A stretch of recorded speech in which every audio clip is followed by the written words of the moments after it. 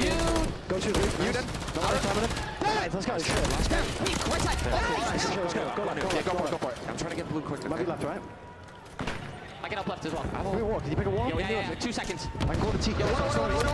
Go to his wall now. There's 2 water. Double ult. 2 water, 1 jumped up dead. One dead. One more. Watch out. Water piss on him. There's 1 step still. Hey, I'm down. Weak. Give me a second. Water on me. B1. Stun. He's gonna be stunned B1. Yeah, the way press, Bell. He's gonna be 1 steps. I'm gonna pitch B3. Blue me. Don't see 1 steps. Blue, watch out. Left side water steps. Top blue. Left side water steps. Absolutely. One more mid. 1 steps in each crap. He's laying mid side time. Water steps dead. Both DJ. Heard you. Both DJ. B1. B1 DJ next. Nice. No B1 again. He's push DJ in, you guys. Yeah, we'll see.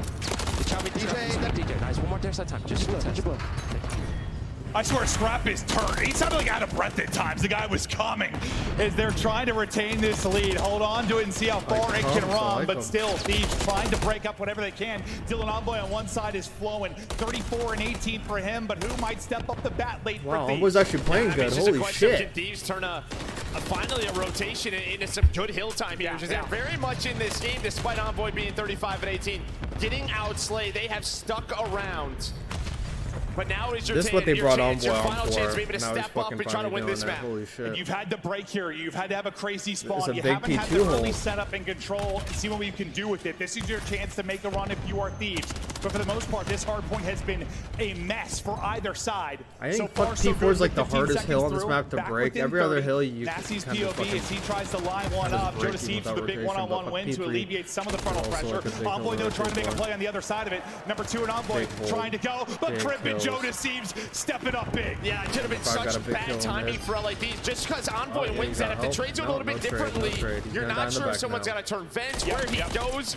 But they're able to hang on. They do such a good job towards the front. They determine deal with Envoy. 20 seconds left though. Ultra finding all the kills, pinning them back for this P3. Maybe not the end of the world. You know, you held 40 of that. You got a solid 40 seconds out of it. Your Thieves. You lowered this lead. You're battling back in for the final 10 as well. I thought maybe they'd be able to push out and get the flip and really set up. He's done a good job keeping this game close. You got kills at a great time, so you're already gonna have Let's see pressure if they here. can fucking You're break back within P3. 5. That's exactly what you said they needed, Joe. It's gonna come down to They finally P4 get a though. hold. They're able to do it. Now can they get a big break? Oh, Trip is feeling it. Trip is feeling it. 4 in a row. A disgusting double, and that is a break they much needed. And you can get pushed out here with Kremp, so maybe you should stop some of this front pressure. You have Dosey from up top. Now you have to funnel in towards the hill. Kremp though from the stairs just locked in it down. Does still not on matter. 4 in a row. Through the middle of the map, Oh, he's gonna fucking win off but this. you really Now he haven't contested had in 2 much seconds. contest due to this position. Not able to find the No, the guys 6. still win it. But I think they may get the tick here, so if you're Ultra, you have to contest this for a second or 2. And man, that streak might have been huge. Upcoming as you get deeper and go towards statue. But Number 6, go, go, go, go through mid to P4, go, go, go, go. The big holes Yeah, they're weren't there, going. then suddenly they were. He's Oh, not Levy's enough of gonna a win this contest shit. to stop it. I don't think you get the tick anymore. We're thinking He's Thieves. going to go to statue, but you've already got 2 in position on the other side. It's going to be Crip. It's going to be Joe Deceives. What's number Joe 6 able gonna to do? take Oh, out bad 1. timing. Crip Oh, trying still to- pissed he's on able him. to It's take out over. another. They're in. They win it. Hey, Thieves with the win. Holy shit, they're a better hardpoint team than FaZe.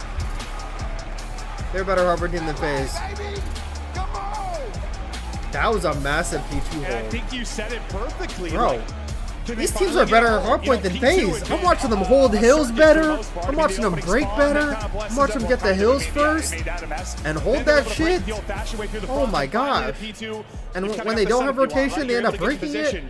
But Holy yeah, fuck. when Envoy was going for the flank and they were able to pick that up, well, who got 2? I like Was it these Crip matches that up got so 2? crazy Yeah, against Chiefs Ultra. won, I think. So So weird. Crip had a couple of multi-kills late to hold on to 2. This is not happening and then all at year. 3 that were insane. And what were we talking about him being the X Factor? Well, there you go. And the difference really at that. So crazy because by the end of the year, like everyone's kind of like more on the same fucking level. So, damn, now we're seeing a lot more fucking close But you games. just look at that scoreboard. Obviously, Envoy goes off, but the rest of I mean, the like, players unless on it's Ultra were LAG, positive, then, really you know, until it's his not last this couple of hills. Yeah.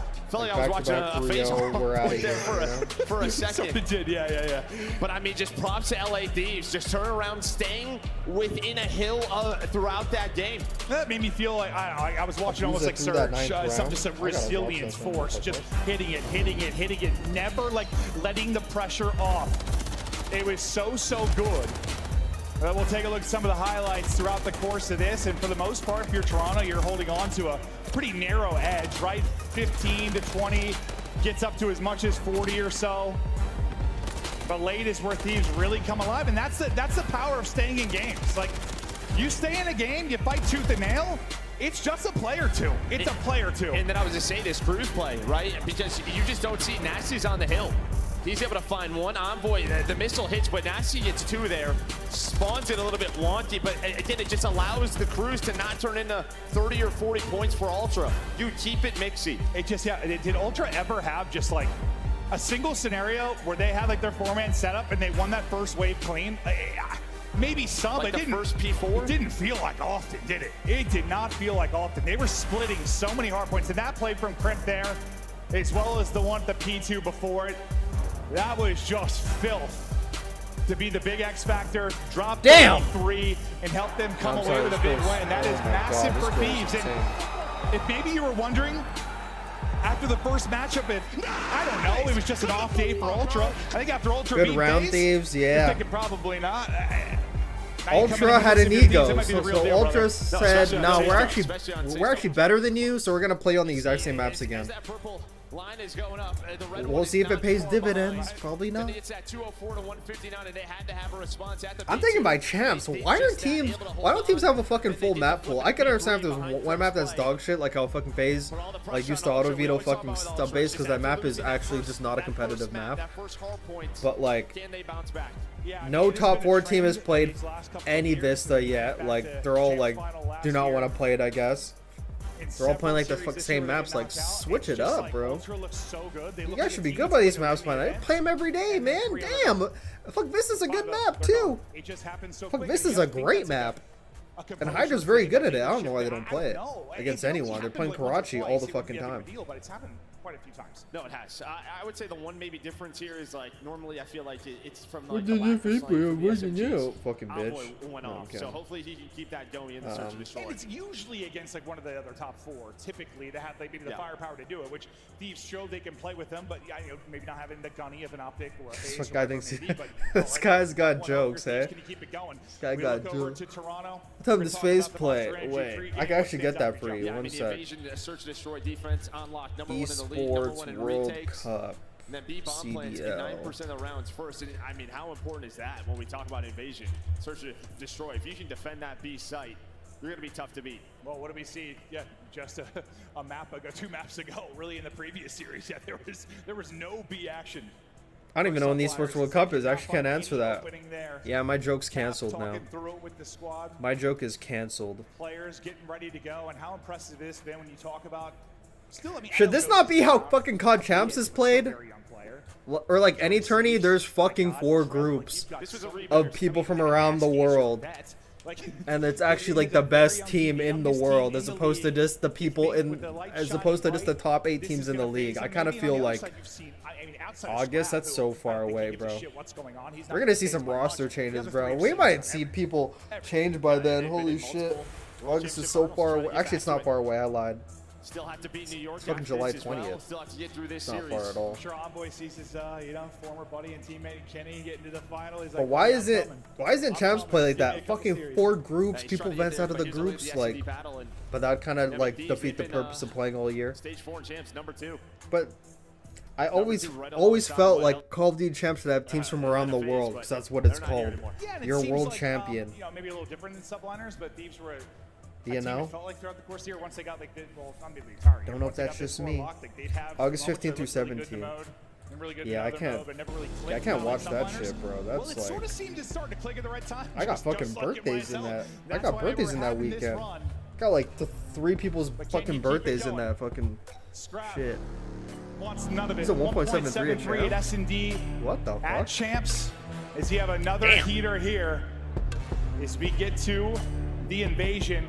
Crimp, the X factor on one side in that map 1. We'll see if he's got more playmaking ability. A high here of in the fucking search. 10 concurrent viewers. Shout out to y'all. But hopefully, shout out to y'all for real. A banger on our hands. Map 2 now. That's fucking money right there.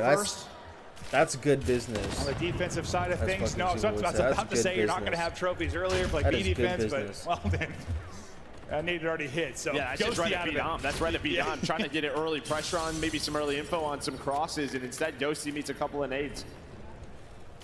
Nice setup there from Ultra to get that first blood. Now, what can you do with it?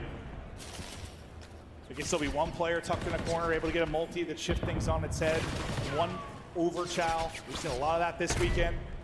That can cost the team. You got to be disciplined. You got to play as a unit if you're Ultra and take advantage of this 4v3. They're starting to push it out. Backing up and weak is going to be Kremp. He's going to have to use his smoke. Yeah, down to about 50 HP.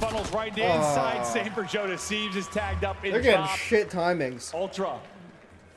The search and destroy, looking good here. I mean, It's LAD is actually very good at this right? map, It's but just they're we're just going not to take our fucking time and hope you not panning overstep out this game. and try to catch a timing on you, and they do. I mean, maybe if that goes a second the way of Kremp, he turns that into a double, but it doesn't. Ultra able to read that push right up the street. And what? Now you have one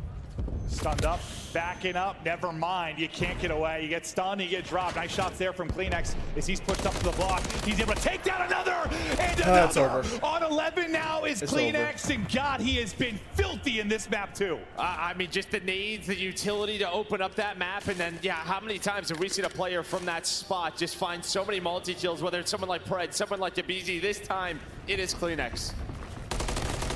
He's already put the team on his back in one previous round. This time, doing it again with a bit more advantage. Nasty tagged up. Kleenex wants it all. He gets the ace.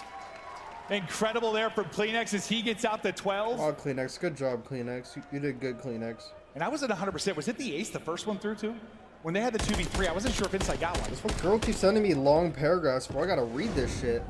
That might be 2. It's like fucking 5 paragraphs. Regardless. I'm streaming, baby. An insane one. Another be looking at my phone for individual 5 minutes. And Kleenex is roaring. But damn, I gotta do it. See the final kill there as they set him up for the ace. And not a guy that roars very often. No, sure. he doesn't. Is it more like a meow? Probably. I don't know if that's a meow. I don't know what that is actually. Yeah, this map's over actually. This map is actually over. 4 straight again. He gets all players. Now Envoy gets to work. The Look, rest of the team, was actually very good at this map. He's doing his part of the job, that's for sure. Not today. You get another first blood, you get another chance to close it out. He's got 11-1 round count advantage in this matchup in Search and Destroy. They have been dominant across Rio and now across Invasion. And a reminder, the map 5 would be a Rio if we get that far. Now you got to retake it a 3 versus 4. Hey, you're able to retake it once earlier before, but yeah, it was a 3-on-3. This time a little bit different. You have that extra player now if you are Ultra. Joe Deceives trying to work through DVD. Kleenex should be the first player here watching both connector and this back door. Just what's the timing like? Kleenex finds another one. Inside there for the trade, all down to Dosti, Ultra, Tyus. Map over anyway. And my God, I mean, that map won. Kleenex. That was tight. It had a lot of insane moments. It comes down to the nitty-gritty in the final moments of it, but this was just... The 2 searches between these teams have not been close at all. And you talk about the Thieves stats and how they've improved in Search and all that. Sure, yeah, they've made a hell of a run this weekend, but in this particular matchup, they have found 0 success there. And for Ultra, I mean, like, going up against... They are to progress and go up against your New Yorks, your Optics, right? Even with what we saw versus FaZe, their Search this weekend is looking probably deadlier than it ever has. Yeah, no, 100%. So how far can they go? Assuming they're able to take this one, which we think, I mean, they're the favorite, even though they lost, they still are, just because it's Ultra. They've been the #2 team all year. You take a look at the stats, and Kleenex, just unbelievable stuff from him. An absolute clinic. 11 of his 13 non-traded. Clutches up with Insight in a round, has an ace in another. Just dominant stuff out of him. I actually read that shit. Nothing real positive to write home about. If you are Thieves, I don't know what the takeaways are there.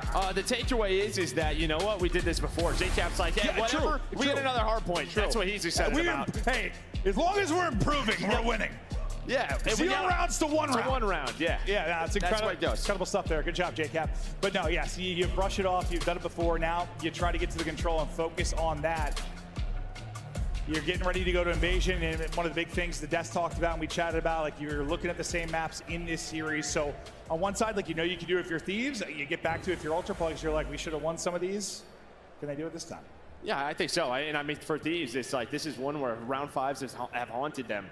But last time through, they 1-4. Gotta watch another Invasion Control, bro. Round 5, get it done I really hate and Control, win all the bro. respawns again to continue this. When you're watching a fucking story, tournament all day and you're just watching all these Ultra controls, looking to make the run, get back to another grand final at It's Champs. only like They won it's Search only and like the Destroy. 4th one, They but it tied feels it like up I've been watching 1-1. Control. Scrap-a-doodle-doo, Like and the whole boys thing. trying to But bring it's the only thunder in the the map fourth 3. That's Yeah, coming up fourth back map to the break. Control. Come the Fuck, on. bro. Nice, boys. Holy shit. Yo, Kyle, look at me. You're the idiot. Let's go, kid. Let's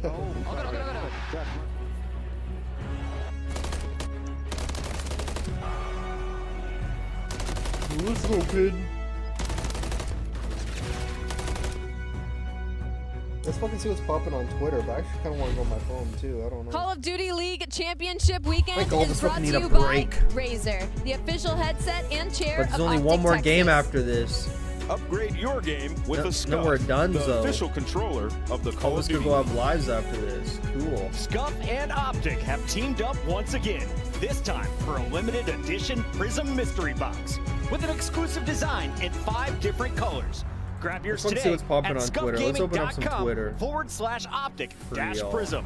And you could be one of the lucky few to unbox the gold controller. Oh, he finally tweeted. Fucking Sim finally tweeted. Holy shit. So many small things, but overall didn't play up to our standards. Sorry to let the fans down. That's a PR answer, but yeah. I like these got us. Top 4 champs guaranteed. Go on, gentlemen. Fuck you. No, I'm kidding. Oh, let's fucking see what this guy's fucking saying. Hold on. You said you were going to win Major 4. You've done that. You That's said fucking you were going to win Champs. That's just fucking You've child just right taken there. down probably the biggest threat, and then you play the next biggest threat next. No threats. Move on. Sir. You're being serious, aren't you? I am. You see the way we played? No threats. Yeah, absolutely. Look at this guy. First map, 42 and 21, whatever it was. What can you do, like? You said you were going to win Major 4. Oh shit. Yeah, no threats until Optic, I guess. Fuck. Out of champs, didn't qualify. I don't know what's next, but this is fucking wank. Ah, fuck. Oh wait, I did pause. My bad. Shit. Let me hit the live. Played like ass. Oh, it's literally showing shit from yesterday. I hate how fucking Twitter shows shit from yesterday and shit from today. Hate that shit. Are exceptionally corny for what it's worth. You know what? I actually agree. I never called anyone a victim or villain. Villain requires a hero, and who is that? Evidently Scrappy. Yeah. I mean, he did call himself the CEO of Optic, so that's probably why. That probably explains that. 35 and 12 is insane in winners final at champs. 32 untraded. Yeah, flanking people, bro. They were up 147 to 30. Alright, okay, I'm done. I'm sorry. Sam Babizian sells 13 event streak with the top 3 placing comes to an end, which means Crim AXTP streak of 15 still stands as #1 in COD history. Damn.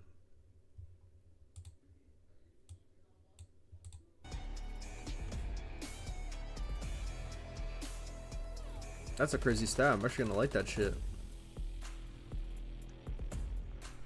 Grand Finals have never been more excited for a season in my life. GG. This is a chance to get a ring. Holy shit, I forgot about that. Friday doesn't have one. For the first time since 2017, Optic are back in COD Champs Grand Finals. After beating LA Thieves, LAG, and NYSL. Lord Gaming take down... Oh, Lord Gaming took down... Is it Major Manic on that team? Oh no, he's on Boston. Shit. That's fucking 2 real. Is that not 2 real? That's 2 real right there. RCD is 2 real. I forgot that guy's name. Ulysses? Is that who? Ulysses? And then I know that guy. Forgot his name though. Fuck. It'll come to me. Ah. Damn. Really can't remember.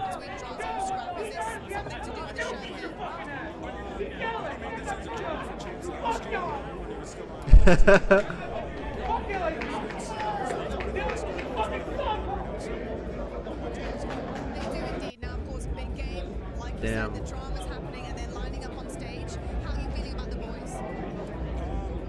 Honestly, I think the Ultra guys got it. The fans hasn't made us a land all season so far. They've only made us online, so Thank you so much. Enjoy the show. Everyone in fucking Chowder just talk shit, bro. It's so hilarious. What the fuck's the bracket, bro? 04's in the back. I didn't even realize him in the back. Bro's like, man, that book should have been me.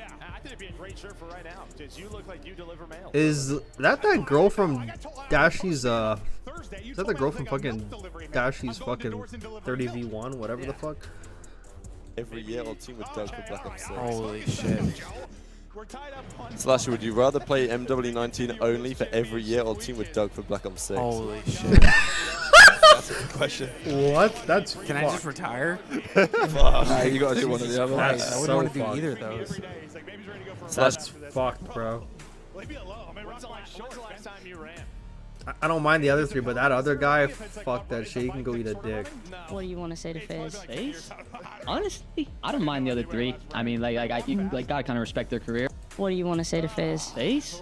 Honestly, I don't mind the other three. I mean, gotta kind of respect their career, but the other guy, fuck that kid. He can go just eat a dick. I don't know. I mean, yeah, I've been playing against FaZe for like 4 years now. Respect them as players. I think they're really good players. But I mean, this year they haven't beat us on LAN, so I mean, that's something to talk about. They're gonna be here next year. Like they're top 3 every event next, every year. So, and we're bound to get to another rivalry with them. What do you want to say to FaZe? FaZe? Honestly, That's a very mature answer out of Scrap, not gonna lie.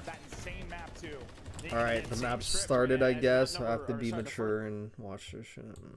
Match, it was. Another evasion control. Map 1 over to LADs, map 2 to Ultra. I'll continue like the feed right from this LADs were able to point. win this in 4 rounds. And really in that map, Nasty I want to took find out over. that fucking Let's see if he challenger can step bracket, up though. here I want in to this see control. that shit. I think rotation has it. We'll see if he can do just that. I mean, this is one where when Scrap really gets going, he could be one of the best players in the world here. He'll put up 40 and 7k damage in a blink of an eye. Oh, they do have He's the got the bracket. ability to do it. But Kleenex seems to be the hot hand for the squad right now. I say that, but Joe Deceivs gets the better of him and some damage into Insight as well. Lore Gaming versus FC Is Insight Black looking to or reposition? War or Amit Brookwood. Take this upcoming fight. It's not bad. Envoy continuing to dance. Great shots there. As clean with a slide across is the Renetti. Well, I'll is be able right to back. I pop. got a He's fucking trying to piece so sprint bad. across, Holy apply shit. pressure over to A, and he's able to do just that. Yeah, and Scrap wins the one-on-one over towards B, so B should be done. Maybe they send Joe on this, maybe they try to find the pick, but yeah, B done. You're gonna get the minute extension now. There was a chance there with Insight. Maybe if he is able to play his life over towards A, he's got a chance to make a play. Maybe his teammates get to him in time, but nice shots to clear that A point. Yeah, they've got players on it twice and they've died instantly. You've done a good job of that. So, I mean, Thieves, I feel like they've struggled here defensively. It's just been like they have these really bad 3-4 downs that'll happen in really inopportune positions. Like they'll play great defense, then everyone's like, let's die at the same time. As Tyson comes on through, Joe Deceives lays one out. Envoy takes on one, runs out of ammo, can't finish that fight. So still kind of okay for either side. I mean, you've got a body here to hold the cross, Yeah, but you're winning this if you're Ultra. I mean, you got more map position. Yeah, the big thing is you're up 7 lives. You only have 9 lives remaining if you're LADs. You have to slow this down. The problem is, though, they are just putting constant pressure front cafe and on this point. So you kind of have to go, you have to challenge, but Nasty with some insane wall bangs. Maybe finally a 4 dead. You can finally get up the map and slow this round down. The tippy toes just getting smoked. Crimp surging on forward. He gets out to 3 straight. Nasty, who you said was in kind of takeover mode last time, looking to still get going. Some great wall bangs, yes, but only 2 kills to go, and you've only got 6 lives remaining when Nasty wins another big one. Is he going to be the clutch guy for them late? 45 seconds to go. 3 life advantage now for Toronto Ultra. Next push upcoming. Lead guy currently is Envoy. Working that A Street is Insight. And this could be key, right? This next push, it could just be the difference maker. How clean is it for Ultra? They're able to find the first pick now. You have the numbers. You have to go if you want those reinforcements to get to you. Joe with a good trade on Envoy. So 3-on-3, you get to the points, but Joe Deceives feels like he's been so good in some of these moments. You allow them to use the zone, but it doesn't matter. You hang on. You were down 7. Time now working against Ultra. Joe Deceives some massive kills. Nasty, who was 1 in 6, 3 straight out the 4 in 6. Didn't really get involved until late, but he has gone big. Can't win that one though. Inside scoops on through. Joe Deceives another big defensive kill. They're shutting him down. They don't get across. Close. You clutch up, and that felt like some of the round wins like Subliners have been getting. Like they've just been scraping away some defenses, but they hold on. Like low in lives, like what they had, like one where they won it with 2 lives, one they won it with 5 lives. Like it has been up against it, and you felt like that was gonna be a similar position now for Thieves. But the fact is, you don't panic. And you were saying like slow it down. But yeah, it's really hard to do when you're not really dictating the tempo because Ultra are just soaring at you. Yeah, they do a good job when they go 3-4 dead, maybe on like their first push, finding the answers. They're great with utility. The stuns, the nades, breaking those trophies, and having advantages in fights.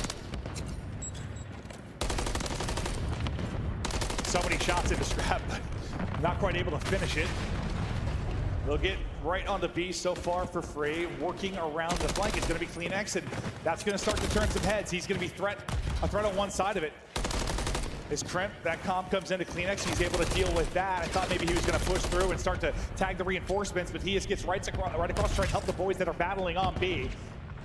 Well, once looks so clean, you get one retake here if you're Ultra, and now you try to get set up. You haven't been able to push out to the tank yet, but now you start to go almost able to get there. It's inside, but that's a big double. Oh, my lordy, that's a big triple from Nasty. Okay, we were wondering if he was going to still provide. Yeah, I mean, great multi-kill, gets them up to that B street. That should be B done. You have the numbers here. The other side of the map is CleanX. He's making sure there's no funny business over towards A. But yeah, there was a point there where that could have got real ugly. You had Insight and Scrap close to that B tank, putting you in the trap, just wasting a lot of your time. Instead, Nasty bails you out. He bails you out with a huge triple. Those kills so massive, just get you out 9 of the minute extension lives-wise. We're pretty much all square. Joe deceives. Damn. I'll lead the way for his squad right now as he's looking for the next opening. Nasty able to pluck another one. You're gonna have a one-on-one on the other side towards Bridge here in a moment, I think, between Crimp and CleanX. This is huge. And CleanX able to win it. It looked like Crimp had the timing, but on the other side, you do get onto the point. You stop this clock, and what do you see, Joe? Yeah, but safe. He finds that kill. You have the cross. Joe's able to find another one with the nade. Nasty's still here. He can't stay alive. Maybe you get one take on this. But if the fact is, if CleanX loses that, they may lose the round instead. Teams have to prioritize more about just getting people on the hill. And give Ultra some time to jump off spawn, deal with the players around it. I mean, you said at the time it was a big one-on-one. I don't think we realized how big since they won on the other front. Yeah, that was a massive one for CleanX. But still over a minute to go. You got at least one more crack at this, depending on how it goes. It's not going well. Envoy and CleanX start the first domino. Joe Deceives trying to get across, but a great stun there to slow him up as he tries to pop the reload. Not going to happen. So you get some map position, especially behind CleanX, who's getting pushed up towards enemy lines. But they're trying to run this all the way through Treehouse, wrap back around. What do you find if you're Ghosty? He's been spotted, though. He's still able to win the fight. Scrap's had a couple of those, maybe some overchalls where, but you know he's going to take it. But now this leads to a potential for dead. Insight trying to play his life. His teammates are off spawn. Scrap's going to get here time. Beautifully done by Insight, buying time for his teammates to get there and help him. Sometimes plays like that are not resembled in the scoreboard. He goes massive for Ultra. I didn't even realize he got the first. I thought a teammate picked it up because he laid there so long, but that patience, like you talk about Scrap, maybe the guy that's going to overchallenge times. Well, then you're going to have the opposite, and Insight that's going to make the play, sit on his belly when he needs to, and buy time for the boys. 5 seconds now to go. You did get one kill, another but only one. They shut down the rest of the way. Light up an offense, the difference is what? 1 tick. Yeah, I think Scrap had a couple. He had like the one Joe Deceives one on him, like Cafe, where that led to maybe a chance for LA Thieves, where he's just trying to take those shots and then Ghost right there. But Scrap's going to play that way. That's him. That's what I was going to ask you. Like, I'm sure you've had teammates like that in the past that like live or die by the overchow, and it's just like, it's like shooter's going to shoot type mentality. Like when you're that type of player, you're going to win some that are going to win us maps. You're going to lose some that are going to lose us maps. Like, yeah, pretty much. Yeah. It's what it is, right? Like, you know, Curry's still going to take 10 threes even if he misses them all. It just, yeah, and fucking a beast is going to chow shit even when he doesn't miss a ball. Shut it! It's 15-13 right now, and we're tied up 1-1. I'm sorry. That one got me tight for life. Get one body onto the point. Wait, what got me what? Envoy trying to be the guy that picks you apart. He's had some insane sequences on this particular map. He's looking to provide another. Great stuff. He's up to 5. 1 away now from the cruise. And he is hunting for it. He's hunting, and yeah, you know, that's a he's one-y call-out because he just sends it, gets a Renetti bullet in, and there's the cruise. We'll see when that comes into play. Yeah, pulls out the Renetti right away. Scrap, though, push up Treehouse. Hello? Hello. Okay, shout out cross. Yeah, Joe Deceives, though. He's able to find a double. Offense is about draining their lives, Maybe bro. Nasty's thinking like Joe's going to shoot that guy, but didn't even look at him. On the other side of the map, Insight was trying to creep up over towards A, but you do get the cruise on Envoy. Now you're starting to work this B control. Second bit through. Third should be here quickly. Great pop and shot there from Scrap. So the Renetti goes Envoys. He's got to get the reload in. Cruz still there. B point now done. Minute in. 1 life difference. Now you start to plan this attack, and there was a lot of pressure from Ultra. You just held so well if you were Thieves last time around. Can you do the same here? Or do you find a massive opening? Do you have a spot where you can use that streak? Go ahead. Yeah, and I like that from LA Thieves. They don't overstep. They pretty much just find a couple of kills. Once they're done with that point, Joe continues to go huge. He's up to 21. Nasty locking down DVD, but maybe the first fight over towards A goes the way of Ultra. Scrap on a Crimp. Got a little bit of help from Kleenex, trying to watch the cross. Scrap just moves on. Number 4, go help him. Number 4, hop on the hill. Number 4, hop on it right now. Number 4, go. Number 4, go. Number 4, go. Number 4, go. Number 4, go. What the fuck? Go, bro. Go, go. Now look, when you got fucking 2 on it, they got his top on it. Scrap is still getting killed. Scrap is still getting killed. Able to pluck 2 off spawn. Oh my Scrap God. is just lining up everybody. But now look, that's going to be 3. people hopped on the it, team you got does 2 come in and ticks. Kleenex nearly drops. Magical. Second tick is in. Contest is now here. You've got a bit of help coming in the way of Insight. He's trying to get there. On the other side, it will be Envoy. They're both able to get kills. Nice. Kleenex is going big, trying to finesse around the slide. Shell is out. You're up 9 live. You're cruising forward. Final bit is done, and they strike this time Got an offense now. It's a defense. Teams Probably can't chalk. deal with the constant pressure. Yeah. I mean, probably okay, chalk. Scrap got to the point and killed like 5 people. Yeah, and I'm not going to say easy Mac, curse them, but he did bring up the Monster Energy pregame graphic while we were talking in between in the round, and it talked about how good the LA Thieves defense has been. Like 13-1 for, yeah, there's another loss in the round count. And it just, it feels like usually when it's like that player on the point, you're chowing out, like you eventually get double chowed or like some utility hits and you get, I don't know, you get 1 and get dropped, or you get 1 and have to finesse. Scrap just like stood out there like a turret and was like, okay, and just starts lining up everybody. Yeah, he doesn't do anything pretty besides a shot. That's really it. He just squares up and shoots very, very straight. Yeah, it's not Hydra shots. It's not Shotzzy, it's not Hydra, it's what it is. Guy just shoots missiles. What it is. The tutorial of the game is left trigger to aim in, right trigger to shoot. That's all he knows. Yeah. He learned that at a young age and kept on shooting. Now Thieves trying to come up with the answer. They'll need to take this offense to get to around 5. Crimp slipping through the cracks. We'll see what he's able to find. The decision is so important once you get to a position like that. You're nearly done with the B and the extra minute. You got a pinch attack developing though towards Palace. Ultra's probably going to win this offense, or I mean this How are they going to deal with this? Is he going to be able to finish the point? He lost all the reinforcements. It's just down to Dan Ghosty on the objective. You get that minute. I mean, that was a great job really by LA Thieves. Number 5 and 6, Ghosty and Crimp to pretty much win that on their side of the map to get B, because their teammates were in the spawn trap. But they don't, the 2 players who are putting the pressure on, they're hoping their teammates are able to get to the B point, but that doesn't happen. Maybe I should. However, map control the way of Ultra, they have a 5 life advantage. Yeah, I mean, you get the point. It's just not the most efficient capture. Obviously, we just have that map. I mean, that looked insane. I mean, you got 2 getting like farmed off spawn. Crimp's on the opposite side of the map. Great that you get the point, but tough that you're in the 5 life hole. We'll see how much that matters as we get deeper into this round. Nice win there from Envoy. He is shooting 26 and 18 out of him.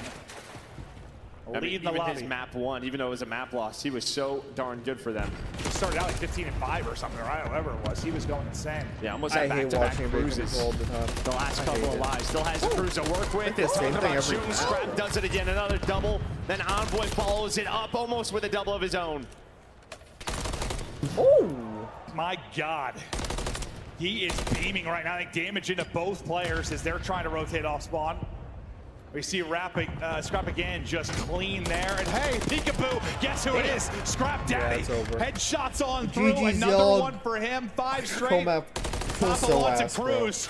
Nearly able to finish that, but now the triple challenge going to come in. He's going to end up dropping. Another chance for a cruise, though. It's Kleenex is here. He's on 5 straight. And Kleenex needs to hold this. His 3 teammates go down. This is really the last chance, or one of the few chances for LA Thieves. They don't have a ton of lives. Off spawn, inside Scrap. Envoy do get into the position. Trophies are not there for LA Thieves. The utility is there. A Scrap, and the nade will hit. If it's not the gun, he's got also the nade in his hand. I was like, Crimp is still alive somehow. Yeah, it's over. Sitting on 7 HP in a dream. Yeah, it's fun. Oh, that was a disgusting little snap. It didn't lead to a kill, but still kind of clean there. From Nasty, but you've got under 20 seconds to go, and this is it. And well, this is going to delay that push. He may not have time, depending on how this goes. Funnel it in, delays 2 players, allows 2 to push forward. They have to be picture perfect now. and it's not going to happen. Kleenex is able to drop one. Last-ditch effort, no hole in it. And this is the difference between this series and the last. This time, Ultra get the invasion dub. GG, go next, baby. Yeah, just from a team effort, the slay, obviously Scrap goes off. You have Envoy, Kleenex has another solid game. This is gonna be an important map, another one, right? When you're talking about vetoes moving forward, if they happen to, well, for both of these teams, going up against the likes of Optic in New York, who invasion control is always going to pop up on the radar. We've seen a ton of it this weekend, that is for sure. And another one here that able to end it in 4 rounds. GG, go home, that's insane. You take the 2-1 edge. If you're Ultra, you fix maybe some of the mishaps you had, and you're talking about the great defense out of Thieves. You're able to pounce once. That's crazy out of you. Our Toronto Ultra. And what did I say? Strap sometimes is good for 40 and 7K damage. Crazy out of you. If he would have gone 5 rounds, that would have been the case. It just ends in 4, but he got into that takeover mode where he just seems near on unkillable.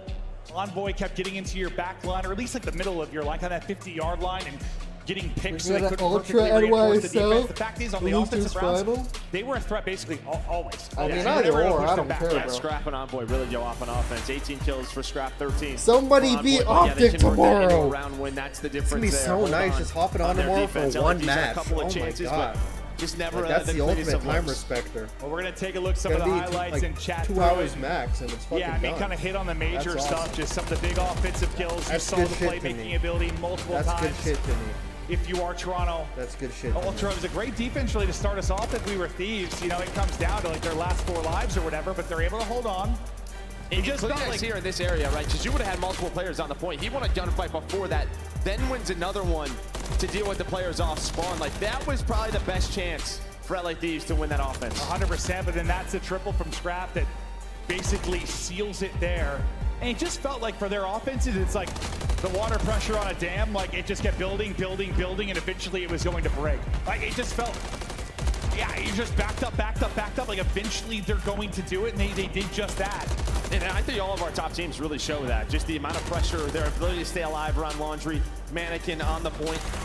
All top 4, I feel like all show moments of brilliance on attack, on invasion. Yeah, I just think also just the individual talent. We saw kind of a gap on that particular map, but there were a lot of really sick sequences and multi-kills. So the only one that pops to me for Thieves, there were probably more, but the nasty play to kind of get them out, like that triple was disgusting. You just had like a lot of those type of plays on the other side of it. Okay, don't get me wrong, that was sick, but there was so much more firepower on the other side. Yeah, I think Joe had a couple of like on their defensive rounds, but not much showing their way on attack. So now, what are you thinking through? If you're Thieves, like you knew you could do it after you lost the map too, because you did it the old-fashioned way, but you did it through 3 respawns. Now you lost the respawn. You know you're going to have to go to Rio that you already got 06, so what the hell are you thinking now? Well, hopefully made some VOD prep, some Rio adjustments if you get to that game. Well, you got about 6 minutes of VOD prep. Yeah, not a lot. Maybe look at some of their other matches. Yeah, no. But again, this Rio hardpoint, one of their go-tos, it was a very close one. It's like a 15-point game on this Rio hardpoint. J-Cap, dude, he was handsome. I get distracted when he's on the screen. One of the best to ever do it. You like him more than me, and it constantly hurts my feelings. It's one of my hard carries. You obviously have a long history with him, and it's awesome to see him doing his things. A lot of the vets getting into these coaching roles and getting their impact in. On screen now, you see the Ultra players locked and loaded. They have gotten going. And they're feeling themselves after maps 2 and 3. They want to close it out on this Rio. Rio hardpoint. And again, we are not done tonight, right? Winner of this takes on Subliners to see who's going to be in our grand final tomorrow to take on Optic Texas. So is there anything, I don't know, how does like this series impact the next? When it's one like this where like you have such a small delay, you know, you have like 15, 20 minutes until the next match. I think normally what you want to end it quickly. Does that matter? No, I don't think that matters. I think normally what people would say is, you know, you win a match, you go to the next one, it's going to have the advantage. But if you look at last year's champs, New York did the exact same thing. They got fried by Ultra in the winners final. It was not close. They dropped down to a losers final. Who'd they play? They played FaZe. They beat them. They didn't go on to the final and win 5-0. So you just never know. Yeah, and not quite the same, but even Major 4, they got fried 3-0 by FaZe round 1, right? And made that run and ended up getting revenge ultimately. Yeah, so who the hell knows how this is going to wrap up? I got no idea. I think I know what the venue is hoping for. But we haven't gotten there yet. Sunday is going to be nuts. But we take a look at Crip and his map 1. called him the X Factor. He certainly was. Can he put up another performance like that, or will he get lost in this map 4? And will that be it for Thieves? Ultra trying to close it out. Thieves trying to push it to a map 5. Kleenex's POV to start. Well, Crimp gets going early. And you'd love some early time here if you are LADs. You have good side spawns. Be able to find 3 dead. Insight last alive. Didn't have that best hardpoint in map 1. I just felt like there weren't a lot of kills on the board for him. The way that Envoy was playing.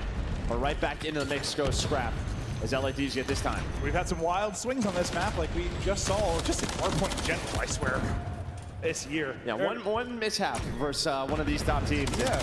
They'll punish you. Like, oh, they're up 100. Well, this one's done. Well, now hold your horses. 2 hardpoints later, it's a tie game. Yeah, it's been some banana stuff this year.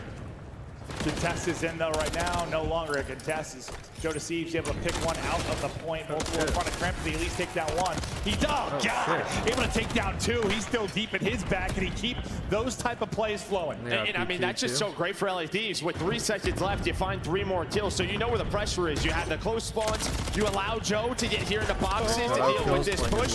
Just buy a little bit of extra time. Nasty deals with the flank down Envoy, but Scrap just fries Cramp to get Kleenex pushed on up. Yeah, I mean, he's got the rifle there. Yeah, you have some pressure.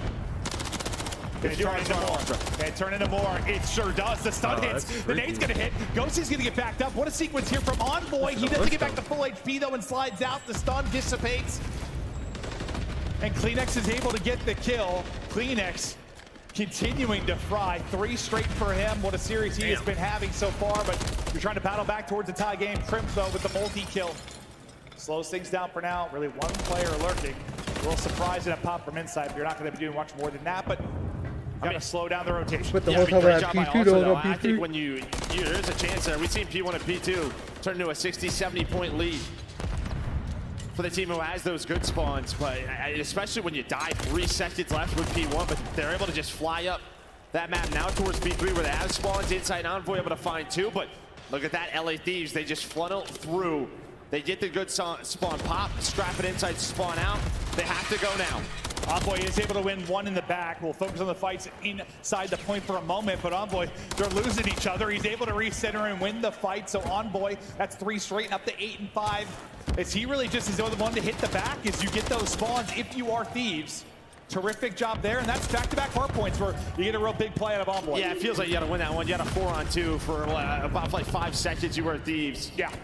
Just feels like those are the chances, the opportunities you have to take advantage of in a series like this. We'll see. Damn. When the opportunities will continue to flow for them. Right the time dwindles here. We rotate We're getting an Ultra and myself fucking finals. You've got the numbers here for a moment if you're Thieves. The reinforcements coming over for Ultra here in a second. As Kleenex is trying to get what info he can towards mid-map, but now the comm is everybody is here. So as he comes over from boxes, he is able to take down 1. The rest of his teammates will drop though. So it's a race now back to the point. The command is paper thin. Crimp is so weak. Best of luck. As he's just trying to dodge everything. Maybe no utility you're gonna hit his teammates because it all got thrown at him at the van, but it did get Ultra back into the point. Yeah, I mean, just great utility usage out of Ultra. Making sure nobody can regen health, making sure they have an advantage in the fight. But Dosey slides on through with the triple. He's able to hang on and give LA Thieves the rest of his time. And he's going to have big moments like that. He is the superstar, the all-star on this team. And well, now he's clipping heads there. Insights, noggin, ripped clean off. MCW cheese for sure. But they weren't really able to match the slaying and the control. We'll see if they can do it here. We'll watch it one more time from Ghosty. Beautiful out of him in the picture-in-picture. But the main fight is over towards Bridge. They deal with the 2 players. And now you kind of fan it out. You look to pinch this out, not get trapped in deep right if you are Thieves. Really build on this and collapse. We'll see how it goes. The big fights will be mid-map first. Ghosty just looking for the timing, able to get the kill. That's 4 down. Damn. You pounds from left, right, and up the gut, and you find them all. Yeah, now they know where the spawns are, right? As soon as Kremp dies, he spawns up. They flipped. Ghosty should reposition here. You're hoping to find number 6. You just want a freebie instead. Lordy. Just shoot a little bit too early, then you get traded. Now it's on to Joe Deceives and Kremp to hang on to this. So far, so good. They got more to deal with the final 2v2. They're not quite able to win. That's great time at LA Thieves, though. Just looking to really contest what he can. Trophy really do this. Coverage, a nutty gunfight. I don't know why he used that There as trophy. he centers well onto Scrap. Everybody else drops. So now we get ready for a second set of rotations. And you're up, what, 15 or so if you are Thieves? What are your big takeaways through the first set? I thought they played it well, but to me, this is the biggest moment here, right? This is in map 1 Ultra. They had a big swing, or sorry, LA Thieves did.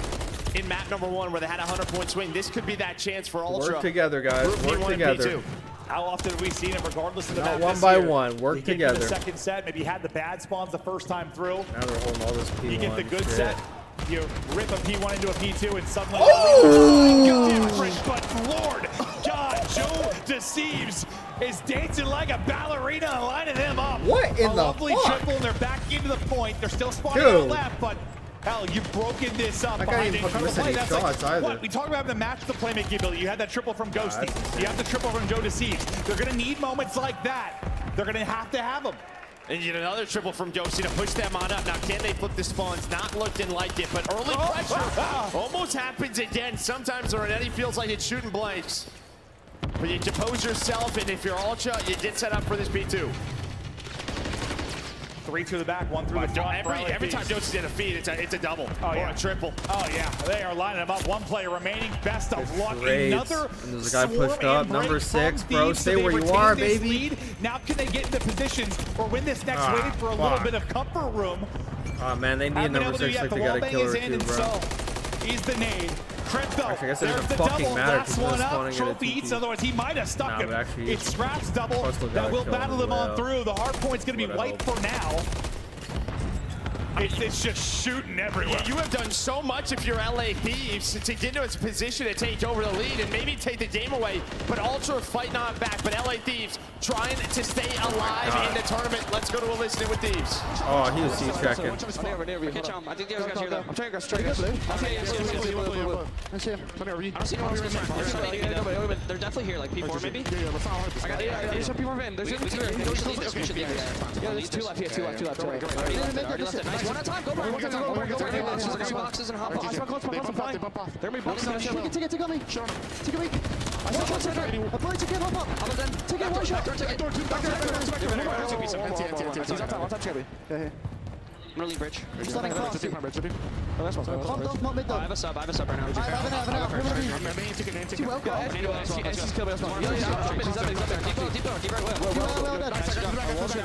Do not give it to him. I'm one shot side door.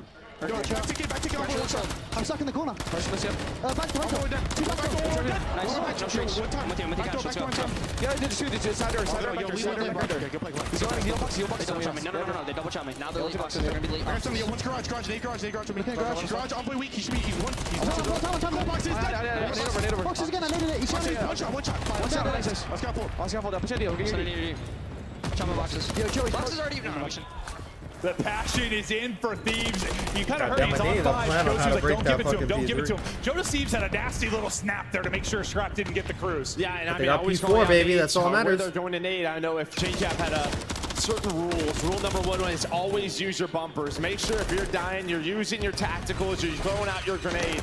A big part of his coaching style is crap. It just feels like the multi-kills are starting to lean a lot towards LA Thieves throughout this map. They have to take advantage of it. It feels like they're starting to flow. He thinks the next challenge good coming over the right. But we go, and Crip is on 5 straight. Mr. X I'm telling you, Joe Deceives is the most impactful 23 and 25 player in the league. He's the most impactful 0.9 fucking player. Please, someone help him. Somebody set him up. Bro, he gets so many big kills, but then I look at the scoreboard. I'm like, he's 18 and 25. What? That's been he gets so many big kills. 5 streaks on either side but of he's this. still negative because he's a team player. But now you see lock on the map, 5th hard point popping out bridge side, 40-point advantage for Thieves. Early setup. It's Ultra that are trying to hold here. And I don't think the cruise is like the most important thing for like a P5 right here, but I would love it for a P1. If you are LA Thieves, I would love to have just set Kremp up a little bit easier to find that. Instead, it's going to be Ultra in control, doing a good job cutting them off through the middle of the map. Nades didn't connect. Ghosty, Trem didn't find two. Last time you broke this beautifully, like hitting it from everywhere, right? Like you really spread the map. This time, it's all up the gut, and they just fried them. Let's go. Once again, the hard points, Thieves taking over, winning matters. Looking for the 30-point advantage. Kleenex looking for something. He's shooting kangaroos as they're popping back and forth, and he can't line it up. You'll get over the 230-point mark if you get the rest this time, and we get ready to enter our third set. Now the pressure to Ultra to rally, but Jonas Sieves wants none of it. They're beating him at hardpoint. Ultra's the best hardpoint team in the league. But LAT's beat him in back-to-back hardpoints. That's running insane. an extra rival. Let's go. Map 5. We're thinking Thieves. 5 in a row, and it's 12 straight as a squad. No, we're thinking Thieves, bro. Almost a 14, but we are 5 seconds away from going to a game 5. The multi-kills, the streaks, everything is in for Thieves, and that'll do it. To a game 5, we go Thieves. Push us the distance. Let's go. Thieves. Fuck you, Yosef. Fuck you. Fuck you, Yosef. Fuck you. We were wondering when the day started, man. Like, let's go, baby. This event has been insane, right? Like, we started with round 1 matchups that were nuts to kick us off.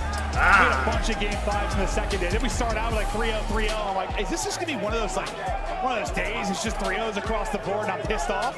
But no, now the matches have really started to heat up. As we're looking into another map 5. If LAT wins, then NYSL's probably just gonna body slam teams him. take the walk. Bathroom break, just chat with the coaches, and we'll be ready to continue on soon. And this is just a resilient bunch from LADs. I mean, I don't know if you would have seen this just a couple of months ago from this squad. It felt like they would break down in these moments, in these big matches. My #1 YouTube video is reacting to an Optic beating Ultra 3-1 in looking MVP2. fantastic versus Ultra. That's a 4 hardpoint map. Yeah, but that a BZ costing a lot of phases on a map right like behind it Rio, already. and you can just kind of feel it in the feed. While the slaying pretty even across the board, it's just like the multi-kills that were popping up from Ghosty, from Krem, Joe deceives in some of these pivotal moments. That was the difference maker for this squad. Absolutely, and I'll say it again. There are some concerns trying to being the youngest team in the round, league. We're going to be some misplays in those crunch times where they're going to have some issues. Hardpoints look scary. I don't think LAT beats Ultra because of the surge from Rio surge. With the hard points, when stuff is getting crazy, these have gone better at Rio surge, but I mean, I think Ultra just looks good at Rio surge against fucking FaZe, but I think LATs have a chance because fucking Ultra's tweaking. It's like every team has a team that they tweak against. Ultra tweaks against LAT, NYSL, NYSL tweaks against Optic, Optic tweaks against FaZe. FaZe tweaks against Ultra, fucking everyone, I guess. So I guess that doesn't really matter. Anyways, Ultra does not. Ultra has not looked good since Major 4, bro. They haven't looked good since Major 4, but out of like sheer willpower, they're making it this far. But every team looks fucking vulnerable. Like every team looks vulnerable. This has been sensational. This young Thieves team trying to do it again. I think Ultra gets body slammed in. Honestly, probably. I think LATs has a better chance against NYSL than Ultra does. I've literally since the beginning of the year that NYSL matches up way better against Ultra, but they lost to them like once. They played them like 3 times all year.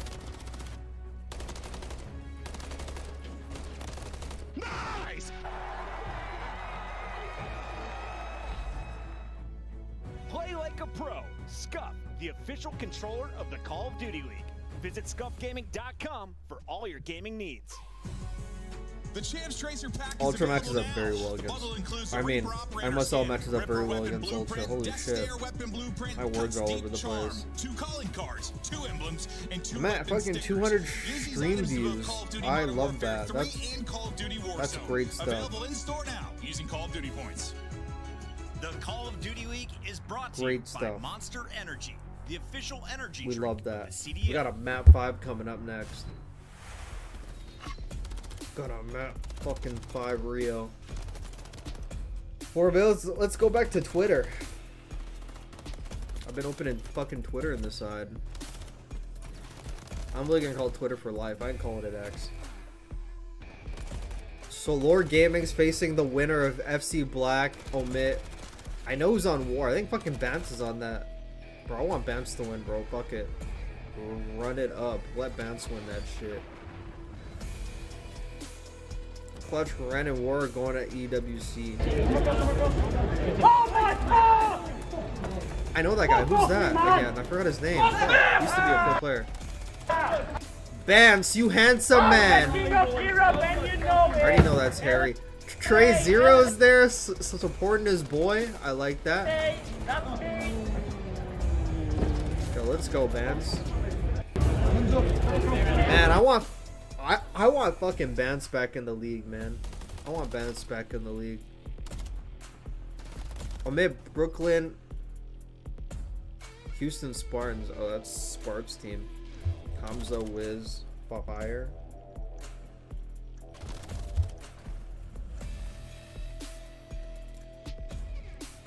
Champs winners finals.